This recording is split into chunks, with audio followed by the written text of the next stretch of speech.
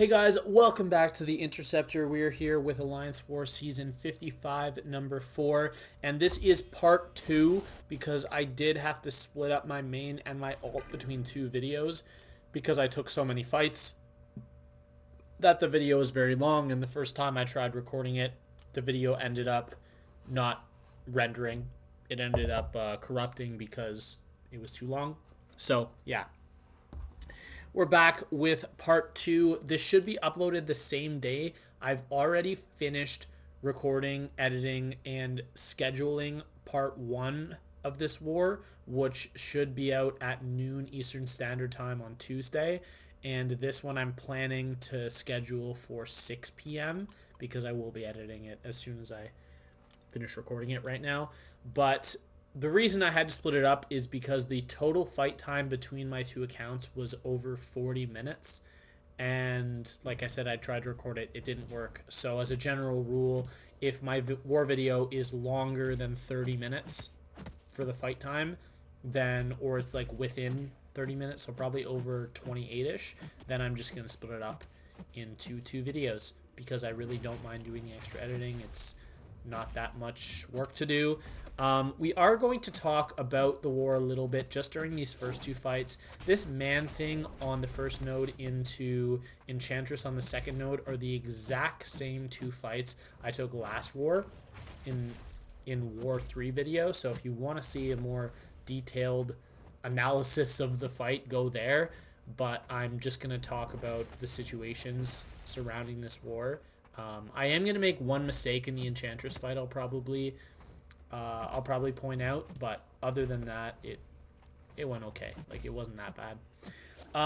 But what happened this war, like I said in the first video, if you've already seen that, where I had 10 fights with Stealthy, I ended up planning this war because the officer was not available at the time because he had family plans. And I basically, what happened is I was planning it with another officer, and when the planning was done, they sent the plan to be reviewed by the other officers, as they always do. They do this every single war to see if there's any things they want to change. And they ended up making one change in the plan that we made, which was that they ended up swapping two people in Section 1 so that one of them was able to bring a rank 3 Chi-Ilth for Node 45 Jessica Jones instead of the rank 2 that I had assigned. It's just a swap I didn't see, so it makes a lot of sense. But unfortunately, due to that change, a different person was now taking JJ, which messed up the pre-fights.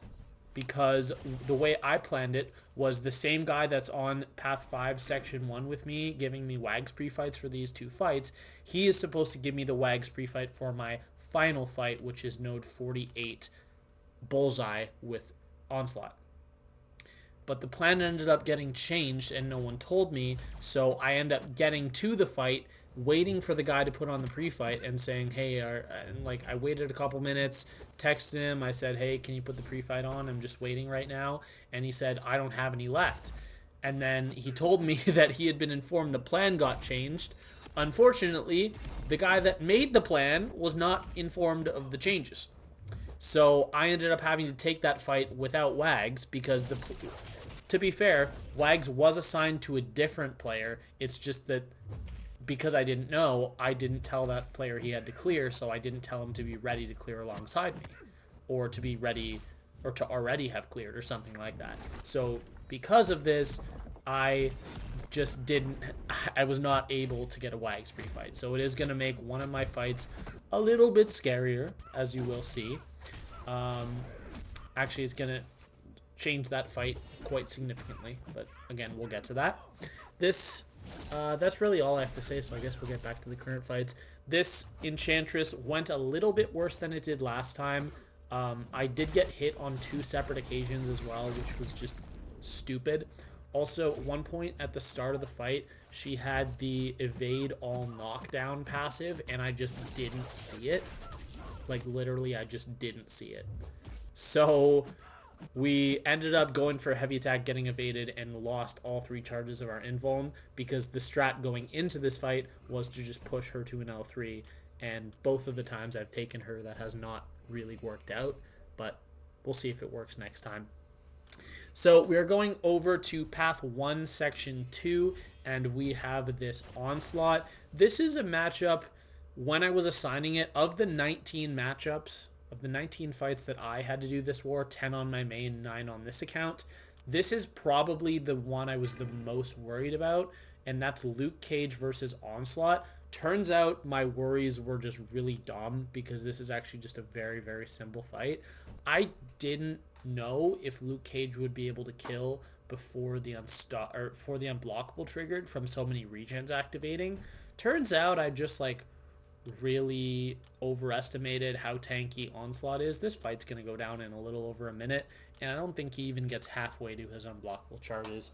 But yeah, I also debated using Onslaught for this fight because Neuroshocks actually don't fuel his charges and they don't inflict the passives on the opponent like normal shocks do. They behave differently. But the only thing I really had to do is I had to make sure that I was running Max Despair so that when the regen does trigger, it doesn't heal as much as it would. And that's what we're going to do. So we do get some nice crits on that L2. Unfortunately, missed it on the last hit, but that's okay. There, I just messed up the L1 dex. I'm so good at getting the dex, and I'm kind of embarrassed that I missed it because I literally never miss it. But I did there. Not like I would have been in any risk. Obviously, I'm not going to be taking damage from the Neuroshocks because of Decay, but even without it, I doubt that would have done 30% of my health. I doubt it, honestly. But because we have a concussion up, we are able to land stuns on our L1, so we are able to just combo him down, and like I said, 1 minute. I think I said a little over a minute, but it was actually a little under a minute. But a fight that I was very worried about was actually very simple. So we are taking this Killmonger on Buffet again. I took this, I want to say it was War 2. I'm not 100% sure, but I'm pretty sure it was War 2. And essentially you just want to ignore every single node here. Just play Onslaught.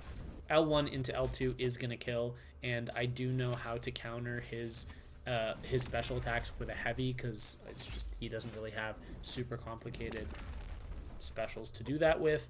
I believe at one point in this fight I am going to make the mistake of hitting into his block right there, but luckily for me, he ends up choosing to throw an L1 instead of comboing me, so I mean, I'm happy. I'm not complaining at all.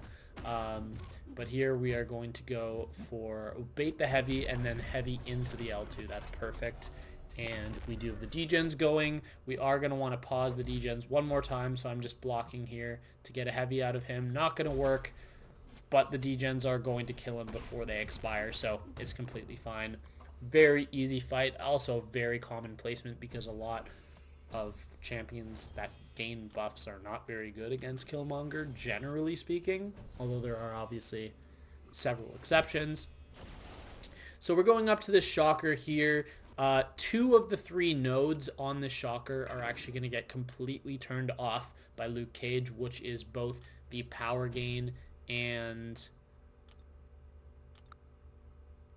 what's the other node?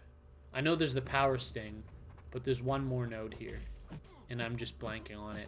But anyways, the strat for this fight is to spam L1 and not let Shocker throw an L1. So we are just going to hold block, bait out heavies, force him to L1 every single time. There, I probably could have ended with a light ending combo. But yeah, like I said, spam L1, block L2. That's the strat for this fight. And Shocker's not a very tanky champion, so as long as you have a good counter, you're going to be completely fine. And we're just going to keep up our strat. Spam L1, block L2s. And this guy's going to go down in around 40 seconds. He is unfortunately... right before he dies, he is going to throw his L2 into my block. Wonderful. But, yeah, he's going down, and pretty clean fight. When I saw that matchup, I knew that was a slam dunk with Luke Cage or Stealthy, and it just made more sense for me to take Sassy on 38, as you saw if you've seen the last war that I did. It just made more sense to take that one with Stealthy and this one with Luke Cage. But I could have easily swapped the 2 fights, but... it would have made honestly, it would have made both of the fights longer, and it probably would have added about 3 minutes, maybe 2 minutes flat onto our fight time, which after selling on fight time for the boss and taking 4 minutes and 40 seconds, didn't feel like selling on fight time anymore. But yeah, here we are with Sinister's only fight of the war. So Maestro on this node is a very common placement. And the last 2 wars, we have sent America Chavez here because despite the energy resistance, you just go for L1s and L3s for your damage and you're completely fine. But 2 wars ago, when our player took it, he survived at like 20% or somewhere around there. And then the last war, he actually died. So we decided we're not going with America Chavez. We wanted a new counter, and we did find a video of someone doing it with Sinister. I watched it, and I'm like, yeah, I can totally do that. Even though my Sinister here is only a ascended rank 5 6-star, it's still completely fine. Here, I've been wanting to pause the degens, but he's not been running up to me. He's been throwing his special into nothing and all that stuff. But yeah, we're good here. Right there, if you'll notice, I actually failed the power drain with the mastery that reduces ability accuracy while the opponent's stunned, which is weird because I didn't think that that is a node that could have been failed by ability accuracy, but I guess it is. And as long as we can get 1 or 2 pauses on our degens, they are doing really good damage. And the damage we're going to take from whatever his mode is called is going to essentially just be canceled out by our willpower healing, as Sinister constantly has bleed debuffs on himself. And here we do get a nice double pause, and the heavy attack does finish off the fight. So while I did get hit once, it was a very safe fight. I ended very healthy, so I'm pretty confident in that matchup. I did actually want to send my main to that fight, but unfortunately my main's Mr. Sinister, the 7-star rank 3, is on defense. But it would have been really nice if I was able to. So here we have Spiral. Spiral on Hazard Shift is mainly just sent to slow you down a little bit, because when she throws her L1s and she has her swords up, you cannot throw more than 1 light attack in a combo or she will stun you. So I've never fought her in Alliance War before, but I've seen other people fight her, so I know how to fight her. The only thing I didn't know was her heavy attack, so the first time she throws her heavy attack in this fight, I am going to dash in late and get parried, but from that point forward, it's a clean fight. And yeah, Spiral's going to be a little bit annoying, and she's definitely going to extend the duration of this fight a little bit by not throwing L1 when I wanted her to, but we're never going to get close to getting trapped in the corner or anything like that. So really, I knew, play this slow, play this safe. You're going to be healing from Hazard Shift the whole fight. Really don't worry about it. And that's what we do. She is Tactics, so I do have to watch out for Unstoppable when my buff ends, my dex buff. But here's just an example of her just being really, really annoying and not wanting to throw a 1. And here, 35 seconds into the fight, she graces us with her first thrown special. Wow, good job. And yeah, poisons can slow down our healing a little bit. I don't know why I wasn't countering the L1. Maybe in the fight I just didn't want to risk it, but watching the fight back, it's painful seeing yourself missing so many openings for absolutely no reason. And I wish in a fight like this that my L2 would have crit, because if I could get even 2 crits on my L2, it would probably get me back to an L2, because this is only a 6-star rank 5 ascended Spiral. It's not a 7-star, but to be fair, that would have not made a difference in a fight like this. And there the tactic did evade when the buff she put on me did expire, but that's fine. Here we go for another L2, and I think we're just gonna combo into an L1. Yeah, there we go. Absolutely beautiful. Fight goes down, ending very healthy. Might have taken a little bit longer than I was envisioning, but still okay with that. Still went pretty well. And we are going up to our next fight here, which is going to be node 46. Yeah, node 46, Mangog. We did take this in War 2 with Luke Cage. and that one did go a little better than this one, but this one still goes okay. So we heal Luke Cage up. I believe we still have an invuln on. Yeah, we have an invuln on, so we are going to go in here. The plan, I was going to say the strat. The plan for this fight was to push to L3. The fight's not going to go like that. He's never going to get to an L3 in this fight, but that was the plan. And the reason that was no longer the plan after the start of the fight was because I ate a combo and lost all my invuln charges. So now I cannot push him to L3. So here we throw an L2. We're going to reset our Mr. Fantastic debuffs and get some concussions up. And one thing I actually didn't know, but I'm kind of glad it works that way, is that Luke Cage's concussions stop the special from being unblockable. And maybe it's something else about Luke Cage that's stopping it from being unblockable, but the special definitely was not unblockable. And I don't know why, because I was expecting it to, and after I saw he was at L2, I was expecting I'd have to eat it. But I guess concussion shuts that node off too, which is a little strange. If it's something else and I'm just being an idiot, it's something else. But yeah, here, at this point, after clearing that Mangog fight, I didn't know that I no longer had a Wags for Bullseye.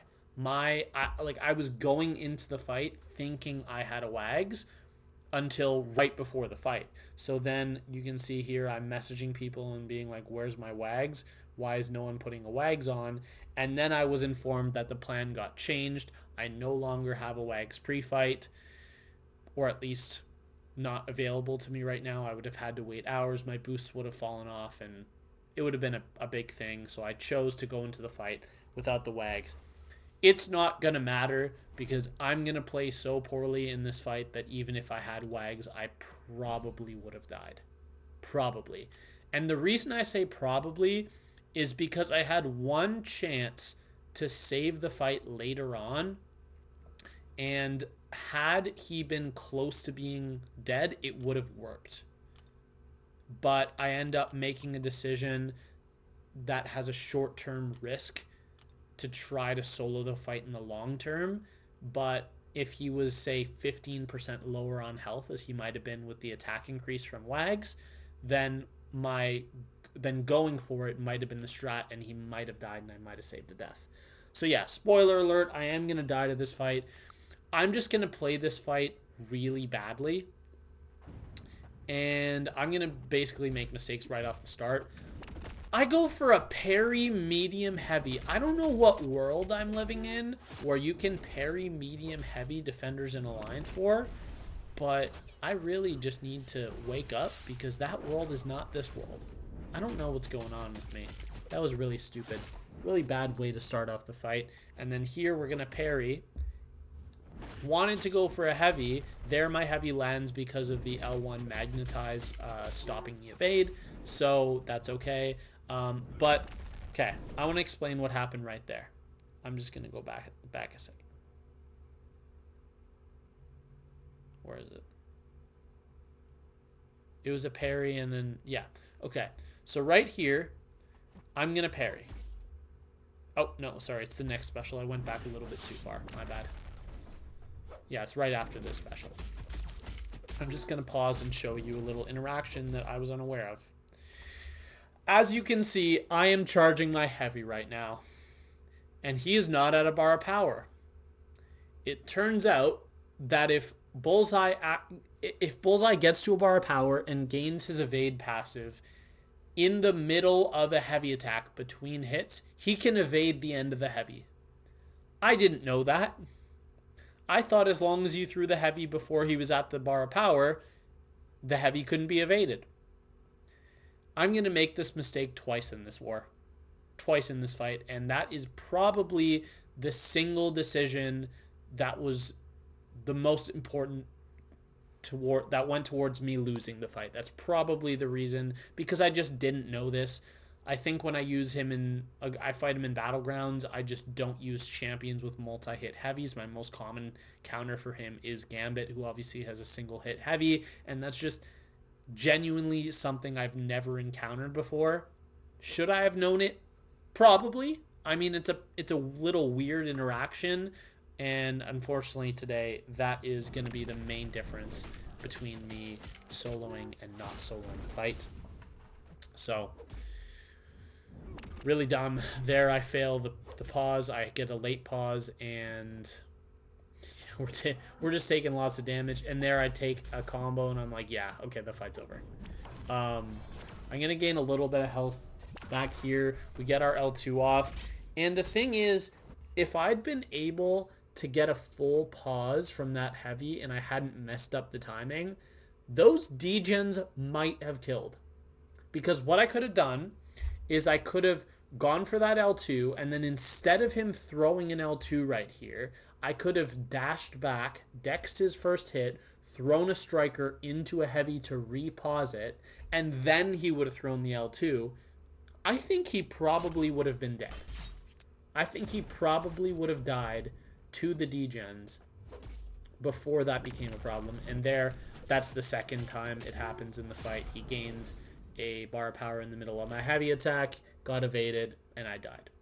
And then I'm going to type in chat that I suck, because that is just a bad death. I didn't play well, and no, it's just a bad one. I don't really have anything to say. I'm just disappointed with my performance in that fight, and after soloing 18 fights in a row in a single war, to die on your 19th, it's just really demoralizing. So we're going to revive. We're going to take it down, no problem. But in hindsight, by the way, I was told by one of my officers that they normally send Negasonic Teenage Warhead to that fight, which makes way more sense. She is a far smarter counter. However, she was just not really on my radar. I wasn't really looking for her and to plan for her, and due to that, caused a death. But the nice thing is that everyone else in my BG played very well, and I was actually our only death in the whole battle group, so I'm pretty happy with that. I'm pretty happy that we only had one death. And as an alliance, we also performed very well, because we only had 2 deaths total, which is actually the least deaths in the history of the AOH Alliance. So I'm very happy to be part of that, very proud, and I know that we can keep going with this momentum we've been building the last couple wars, because I definitely know that we are capable of matching up with some of the top alliances when we perform well and having these 0, 1, and 2 death wars. So hopefully we keep it up, start a little bit of a win streak here, and we're able to turn the season around after starting 0-3. Like I said in the last one, the stats are in the description, and they are updated as of both accounts. So the description for the stats, or the stats in the description for last video, will be identical to the ones in this video, and then they'll obviously be updated for next war. So that is going to be all. I hope you enjoyed, and I will see you in the next video. Have a great day, everyone. Bye.